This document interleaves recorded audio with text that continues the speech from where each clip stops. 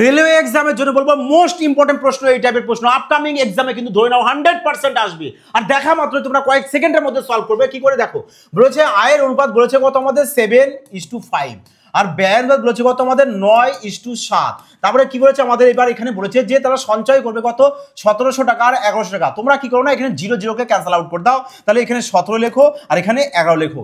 এবার কি করবে, জাস্ট এরকম ক্রস ক্রোমাটিক গুণ করো, 7 7 49 লেখো 49, ব্যাস আবার এই ক্রস চলে আসো, 7 7 চলে আসে কত 119, ব্যাস এখানে 119 লেখো। এবার এই ক্রস গুণ করো না, 5 9 45, আবার এখানে 9 11 99, ব্যাস এবার এদের ডিফারেন্স বের করে কত চলে আসছে 4, এদের ডিফারেন্স বের কত চলে আসবে বলবে 20। তাহলে এবার মানে কি 4 ডিফারেন্স মানে কত ডিফারেন্স বলবে 20, তার মানে 4 মানে কত 20, তাহলে 1 মানে কত চলে আসবে আমাদের 5 চলে আসবে। আর 1 মানে যদি 5 হয় তাহলে 7 মানে কত বলবে 35, 5 মানে কত 25, তার মানে উত্তর তোমার যেটা হবে 35 আর 25 দিয়ে শেষে যে দুটো শূন্য বাদ দিয়েছিলাম না, দুটো শূন্য বাদ দিয়েছিলাম, দুটো শূন্য বসিয়ে দেবে। দেখো 35 25 নেই, 35 25 নেই, 35 25 নেই, 35 25 দুটোতে রয়েছে, মানে অপশন ডি, শূন্য দুটো বসিয়ে দিলাম, মিষ্টি দুটো, ব্যাস কমপ্লিট। ক্লিয়ার, বুঝতে পারছো? তাহলে এবার বলো টিপসটা তোমাদের কেমন লাগলো। যদি ভালো লাগে অবশ্যই টিপে আসা কমেন্ট, লাইক এবং শেয়ার করতে কিন্তু ভুলো না।